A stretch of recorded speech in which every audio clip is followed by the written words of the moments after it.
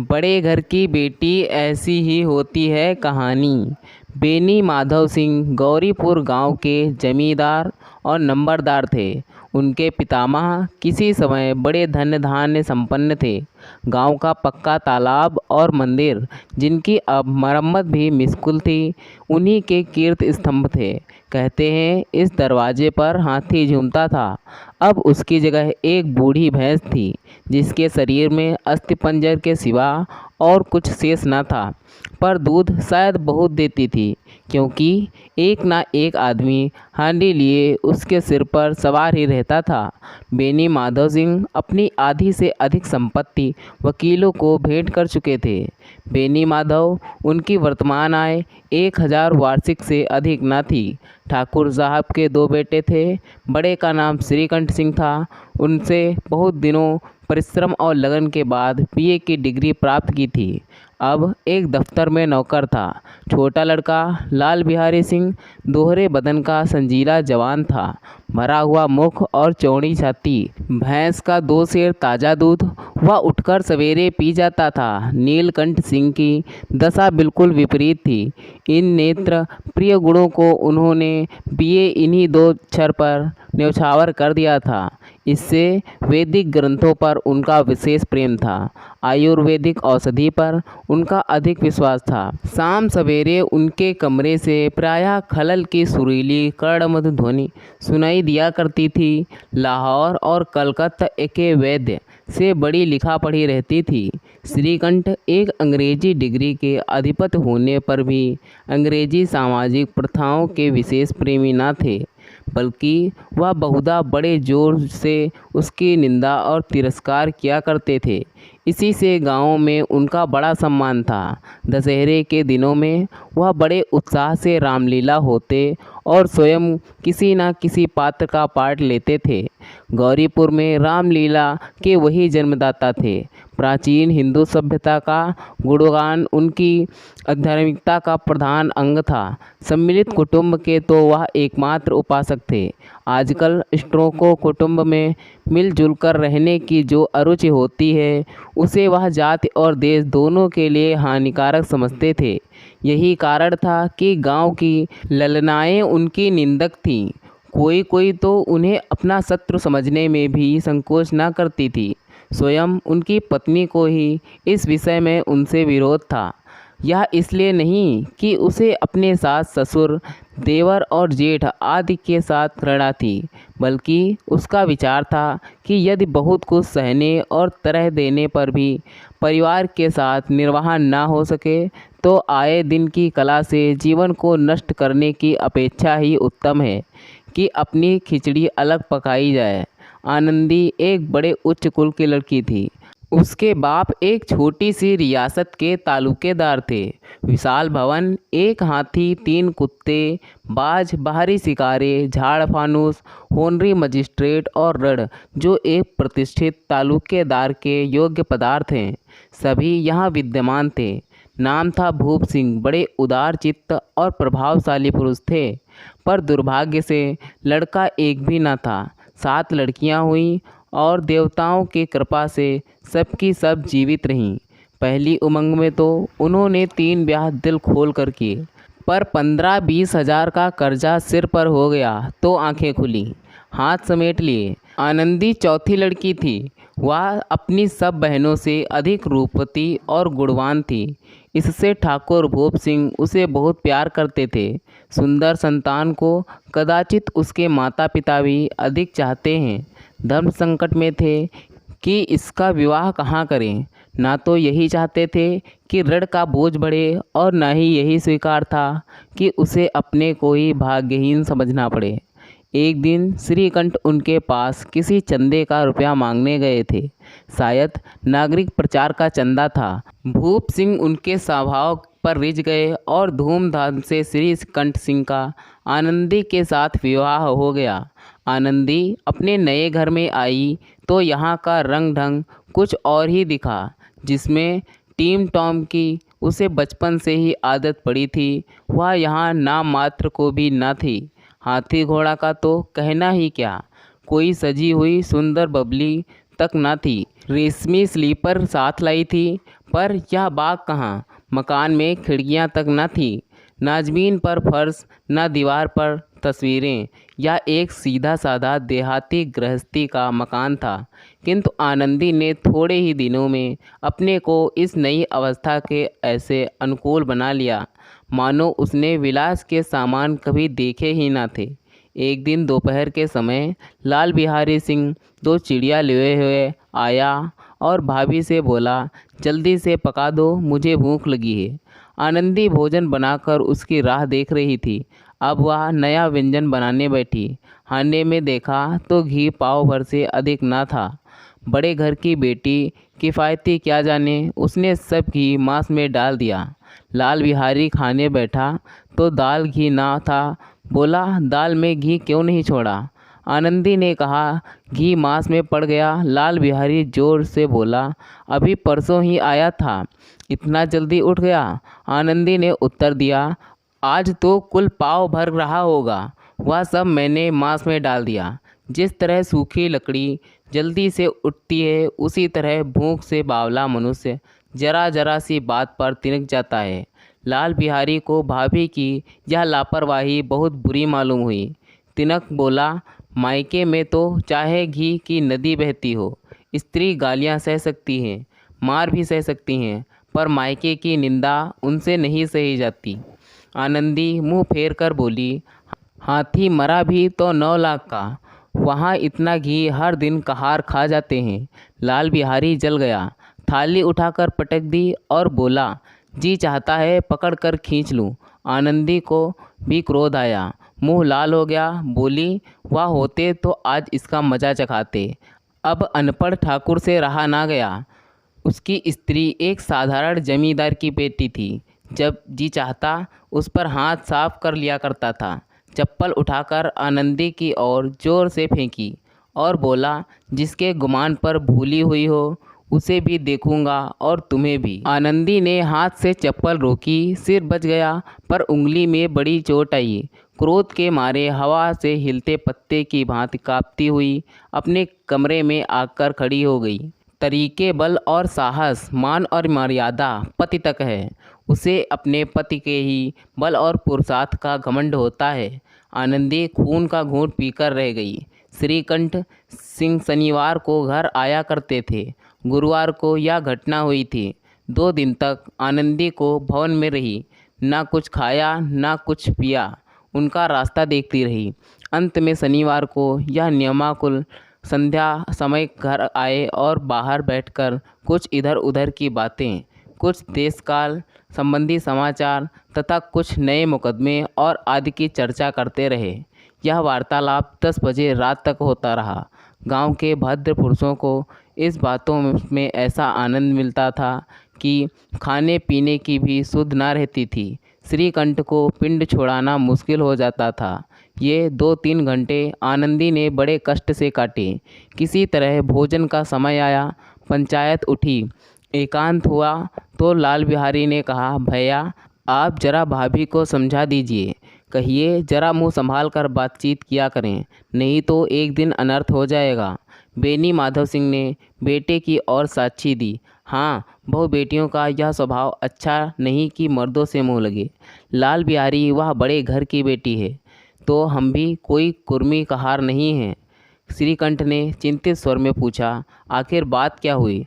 लाल बिहारी ने कहा, कुछ भी नहीं, यूं ही आप उलझ पड़ी। मायके के सामने हम लोगों को कुछ समझती ही नहीं। श्रीकंठ खा पीकर आनंदी के पास गए। वह भरी बैठी थी। यह हजरत भी कुछ तीखे थे। आनंदी ने पूछा, चित्त तो प्रसन्न है। श्रीकंठ बोले, बहुत प्रसन्न है, पर तुमने आजकल घर में यह क्या उपद्रव मचा रखा है। आनंदी को क्रोध आया। झुंझलाहट के मारे बदन में ज्वाला उठी। बोली, जिसने तुमसे यह आग लगाई है वो मिले तो उसका मुंह झुलसा दूंगी। श्रीकंठ, इतनी गर्मी क्यों होती है, बात तो कहो। आनंदी, क्या कहूँ, यह मेरे भाग्य का फेर है, नहीं तो गंवार छोकरा जिसको चपरासीगिरी करने का भी सहूर नहीं, मुझे चप्पल से मारकर यूँ ना अकड़ता। श्रीकंठ, सब हाल साफ साफ कहो तो मालूम हो, मुझे तो कुछ पता नहीं। आनंदी, परसों तुम्हारे लाडले भाई ने मुझे मांस पकाने को कहा। घी हांडी में पाव भर से अधिक ना था, वह सब मैंने मांस में डाल दिया। जब खाने बैठा तो कहने लगा, दाल में घी क्यों नहीं है। बस इसी पर मेरे मायकों को बुरा भला कहने लगा। मुझसे रहा ना गया। मैंने कहा कि वह इतना कि नौकर खा जाते हैं और किसी को जान भी नहीं पड़ता। बस इतनी सी तो बात थी, पर इस अन्याय ने मुझ पर चप्पल फेंक मारी। यदि हाथ से ना रोका होता तो सिर फट जाता। उसी से पूछो मैंने जो कुछ कहा वह सच है या झूठ। श्रीकंठ की आंखें लाल हो गई। बोले, यहाँ तक हो गया इस छोटे का यह साहस। आनंदी स्त्रियों किस स्वभावानुसार रोने लगी, क्योंकि आंसू उनकी पलकों पर रहते हैं। श्रीकंठ बड़े धैर्यवान और शांत पुरुष थे। उन्हें कदाचित कभी क्रोध आता था। स्त्रियों के आंसू पुरुष की क्रोधाग्नि भड़काने में तेल का काम करते हैं। रात भर करवटें बदलते रहे। उद्विग्नता के कारण पलक तक नहीं झपकी। प्रातःकाल अपने बाप के पास जाकर बोले, दादा अब इस घर में मेरा निभा ना होगा। इस तरह की विद्रोहपूर्ण बातें कहने पर श्रीकंठ ने कितनी ही बार अपने कई मित्रों को आड़े हाथ जोड़ लिया था, परंतु दुर्भाग्य आज उन्हें स्वयं वे ही बातें अपने मुंह से कहनी पड़ी। दूसरों को उपदेश देना भी कितना सहज है। बेनी माधव सिंह घबरा उठे और बोले, क्यों श्रीकंठ? इसलिए कि मुझे भी अपने मान प्रतिष्ठा का कुछ विचार है। आपके घर में अब अन्याय का और हठ का प्रकोप हो रहा है। जिनको बड़ों का आदर करना चाहिए वे उनके सिर पर चढ़ते हैं। मैं दूसरे का नौकर ठहरा घर पर रहता नहीं। यहाँ मेरे पीछे औरतों पर चप्पल और जूतों की बौछार होती है। इस बात की चिंता नहीं, कोई एक की दो कह ले, वहाँ तक मैं सह सकता हूँ, किंतु यह कदापि नहीं हो सकता कि मेरे ऊपर लात घूंसे पड़ें और मैं दम न मारूं। बेनी माधव सिंह कुछ जवाब ना दे सके। श्रीकंठ सदैव उनका आदर करते थे। उसके ऐसे तेवर देखकर बूढ़ा ठाकुर आवाक रह गया। केवल इतना ही बोला, बेटा तुम बुद्धिमान होकर ऐसी बातें करते हो। आरती इस तरह घर का नाश कर देती है। उनको बहुत सिर चढ़ाना अच्छा नहीं। श्रीकंठ इतना मैं जानता हूँ, आपके आशीर्वाद से ऐसा मूर्ख नहीं हूँ।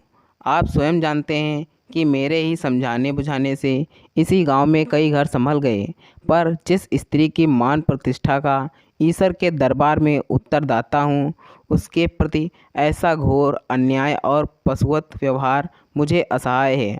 आप सच मानिए, मेरे लिए यही कुछ कम नहीं कि लाल बिहारी को कुछ दंड नहीं देता। अब बेनी माधव सिंह भी गरमाए, ऐसी बातें और ना सुन सके। बोले, लाल बिहारी तुम्हारा भाई है, उससे जब कभी भूल चूक हो उसके कान पकड़ो, लेकिन श्रीकंठ लाल बिहारी को मैं अपना भाई नहीं समझता। बेनी माधव सिंह स्त्री के पीछे श्रीकंठ जी नहीं, उसकी क्रूरता और अविवेक के कारण। दोनों कुछ देर चुप रहे। ठाकुर साहब लड़की का क्रोध शांत करना चाहते थे, लेकिन यह नहीं स्वीकार करना चाहते थे कि लाल बिहारी ने कोई अनुचित काम किया है। इसी बीच में गांव के कोई सज्जन उपके चलम के बहाने वहां आ बैठे। कई औरतों ने जब यह सुना कि श्रीकंठ पत्नी के पीछे पिता से लड़ने को तैयार हैं, तो उन्हें बड़ा हर्ष हुआ। दोनों पक्षों की मधुर वाणी सुनने के लिए उनकी आत्मा तिलमिलाने लगी। गांव में कुछ ऐसे कुटिल मनुष्य भी थे जो इस कुल की नीति पूर्ण गति पर मन ही मन जलते थे। कहा करते थे, श्रीकंठ अपने बाप से डरता है इसलिए वह डब्बू है, उसकी विद्या पढ़ी इसलिए वह किताबों का कीड़ा है। बेनी माधव सिंह उसकी सलाह के बिना कोई काम नहीं करते, यह उनकी मूर्खता है। इन महानुभावों की शुभकामनाएं आज पूरी होती दिखाई दी। कोई हुक्का पीने के बहाने, कोई लगान की रसीदें दिखाने आकर बैठ गया। बेनी माधव सिंह पुराने आदमी थे, इन भावों को ताड़ गए। उन्होंने निश्चय किया, चाहे कुछ ही क्यों ना हो, इन द्रोहियों को ताली बजाने का अवसर ना दूंगा। तुरंत कोमल शब्दों में बोले, बेटा मैं तुमसे बाहर नहीं हूँ, तुम्हारा जो चाहे मन करो। अब तो लड़के ने अपराध हो गया। इलाहाबाद का अनुभव रही झल्लाया हुआ ग्रेजुएट इस बात को ना समझ सका। उसे डेविटिंग क्लब में अपनी बात करने की आदत थी। इन हथकंडों की उसे क्या खबर। बाप ने जिस मतलब से बात पलटी थी वह उसकी समझ न आया। बोला, लाल बिहारी के साथ अब इस घर में मैं नहीं रह सकता। बेनी माधव, बेटा, बुद्धिमान लोग मूर्खी की तरह बात पर ध्यान नहीं देते। वह बेसमझ है, उससे जो कुछ भूल हुई उसे तुम बड़े होकर क्षमा करो। श्रीकंठ, उनकी इस दुष्टता को मैं कदापि नहीं सह सकता। या तो वही घर में रहेगा या मैं। आपको यदि वह अधिक प्यारा है तो मुझे विदा कीजिए, मैं अपना भार आप संभाल लूँगा। यदि मुझे रखना चाहते हैं तो उससे कहिए, चाहे जहाँ चला जाए, बस यह मेरा अंतिम निश्चय है। लाल बिहारी सिंह दरवाजे की चौखट पर चुपचाप खड़ा बड़े भाई की बातें सुन रहा था। वह उनका बहुत आदर करता था। उसे कभी इतना साहस नहीं हुआ कि श्रीकंठ के सामने चारपाई पर बैठ जाए, हुक्का पी ले या पान खा ले। बाप का भी वह इतना आदर करता था। श्रीकंठ का भी उस पर हार्दिक स्नेह था। अपने होश में उन्होंने कभी उसे कुछ नहीं कहा। जब वह इलाहाबाद से आते तो उसके लिए कोई ना कोई वस्तु अवश्य लाते। मुग्दल की जोड़ी उन्होंने ही बनवा दी थी। पिछले साल जब उसने अपने से बड़े जवान को नागपंचमी के दिन दंगल में पछाड़ दिया तो उन्हें पुलकित होकर अखाड़े में जाकर उसे गले लगा लिया था। 5 के पैसे लुटाए थे। ऐसे भाई के मुंह से आज ऐसी हृदय विदारक बात सुनकर लाल बिहारी को बड़ी ग्लानि हुई। वह फूट फूट कर रोने लगा। इसमें संदेह नहीं था कि अपने किए पर पछता रहा था। भाई के आने से एक दिन पहले से उसकी छाती धड़कती थी कि देखो भैया क्या कहते हैं। मैं उनके सम्मुख कैसे जाऊंगा, उनसे कैसे बोलूँगा, मेरी आंखें उनके सामने कैसे उठेंगी। उसने समझा था कि भैया मुझे बुलाकर समझा देंगे। इस आशा के विपरीत आज उसने उन्हें निर्दयता की मूर्ति बने हुए पाया। वो मूर्ख था, परंतु उसका मन कहता था कि भैया मेरे साथ अन्याय कर रहे हैं। यदि श्रीकंठ उसे अकेले में बुलाकर 2-4 बातें कह देते, इतना ही नहीं 2-4 तमाचे भी लगा देते, तो कदाचित उसे इतना दुख न होता। पर भाई का यह कहना कि अब मैं इसकी सूरत भी नहीं देखना चाहता, लाल बिहारी से सहा ना गया। वह रोता हुआ घर आया। कोठरी में जाकर कपड़े पहने, आंखें पोंछी, जिसमें कोई यह समझे कि रोता था। तब आनंदी के द्वार पर आकर बोला, भाभी, भैया ने निश्चय किया है कि यह मेरे साथ इस घर में नहीं रहेंगे। अब वह मेरा मुंह नहीं देखना चाहते, इसलिए अब मैं जाता हूँ। उन्हें फिर मुंह ना दिखाऊंगा। मुझसे जो अपराध हुआ उसे क्षमा करना।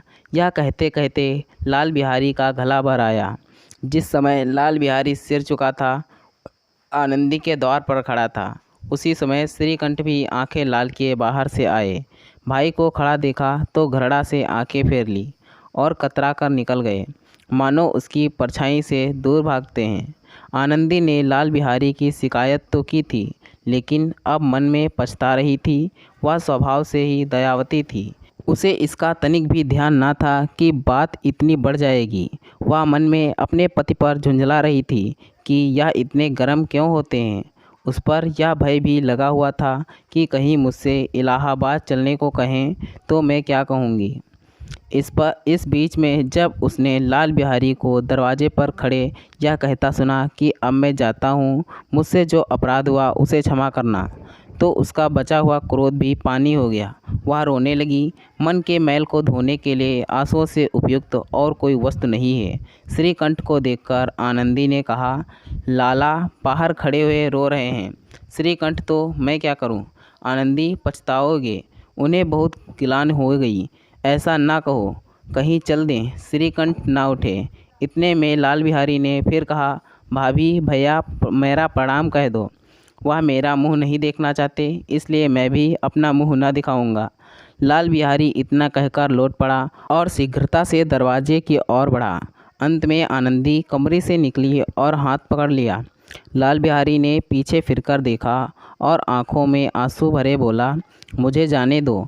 आनंदी, कहाँ जाते हो? लाल बिहारी, जहाँ कोई मेरा चेहरा ना देखे। आनंदी, मैं ना जाने दूंगी। लाल बिहारी, मैं तुम लोगों के साथ रहने योग्य नहीं हूँ। आनंदी, तुम्हें मेरी सौगात, अब एक पद भी आगे ना बढ़ाना। लाल बिहारी, जब तक मुझे यह नाम मालूम हो जाएगा कि भैया का मन मेरी तरफ से साफ हो गया, तब तक मैं इस घर में कदापि न रहूँगा। आनंदी, मैं ईश्वर को साक्षी देकर कहती हूँ कि तुम्हारी ओर से मेरे मन में तनिक भी मैल नहीं। अब श्रीकंठ का हृदय भी पिघला। उन्होंने बाहर आकर लाल बिहारी को गले लगा लिया। दोनों भाई खूब फूट फूट कर रोए। लाल बिहारी ने सिसकते हुए कहा, भैया आप कभी मत कहना कि तुम्हारा मुंह न देखूंगा। इसके सिवा आप जो दंड देंगे मैं सहर्ष स्वीकार करूंगा। श्रीकंठ ने कांपते हुए स्वर में कहा, लल्लू इन बातों को बिल्कुल भूल जाओ। ईश्वर चाहेगा तो फिर ऐसा अवसर न आएगा। बेनी माधव सिंह बाहर से आ रहे थे। दोनों भाइयों को गले मिलते देख आनंद से पुलकित हो गए। बोल उठे, बड़े घर की बेटियां ऐसी ही होती हैं, बिगड़ता हुआ काम बना लेती हैं। गांव में जिसने यह वृत्तांत सुना उसी ने इन शब्दों में आनंदी की उदारता को सराहा। बड़े घर की बेटियां ऐसी ही होती हैं। तो दोस्तों, यह थी हमारी आज की कहानी। अगर यह कहानी आपको पसंद है तो कृपया इसे लाइक करें और कहानी पर अपनी राय देने के लिए इसमें कमेंट करें। दोस्तों, ऐसी ही और कहानियाँ सुनने के लिए हमारे चैनल को सब्सक्राइब करें। धन्यवाद दोस्तों। Thanks for watching this video.